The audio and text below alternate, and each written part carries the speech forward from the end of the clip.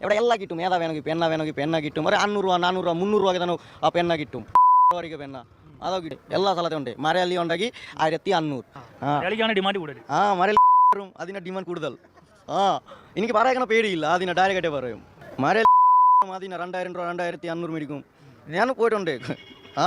അതിനെ എനിക്ക് അതാ നല്ലത് അറിയാം. ഏത് ലോഡ്ജിലൊക്കെ ഏതൊക്കെ നടക്കുന്നത്?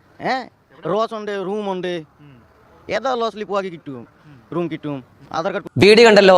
കേരളക്കരയുടെ മുഖത്തടിക്കുന്നതിന് തുല്യമായിട്ടാണ് ഓൻ്റെ വർത്തമാനം. പരസ്യമായി ഒരു ഭയവും കൂടാതെ കേരളക്കരയിൽ തുച്ഛമായ പണത്തിന് പോലും മാംസക്കച്ചവടം, അതായത് പെണ്ണിനെ സുലഭമായി കിട്ടുമെന്ന് പറയുമ്പോൾ ഇത് നമുക്ക് കേൾക്കുന്ന ഏറ്റവും വലിയൊരു മോശപ്പേരല്ലേ. കേട്ടപ്പോൾ തൊലി ഉരിഞ്ഞു പോയി.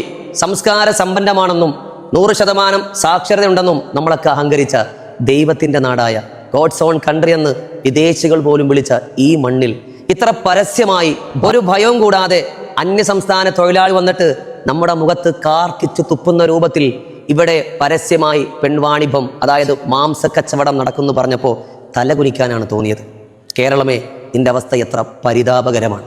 ഓപ്പറേഷൻ തൂഫാൻ മാത്രമല്ല ഇവിടെ നടപ്പിലാക്കേണ്ടത്. നമ്മുടെ എല്ലാം സഹോദരിമാർ, നമ്മുടെയൊക്കെ അമ്മമാർ, നമ്മുടെ പെങ്ങന്മാർ, നമ്മുടെ ഭാര്യമാരൊക്കെ ഇവിടെ സുരക്ഷിതരാകണമെങ്കിൽ ഇതിനും കൂടെ വ്യക്തമായിട്ടുള്ള നിയമം വരണം.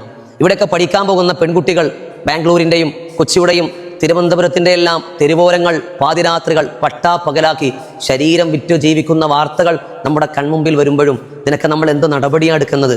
ഈ സർക്കാരിനോട് സ്നേഹപൂർവ്വം ഞങ്ങൾ അപേക്ഷിക്കുകയാണ്.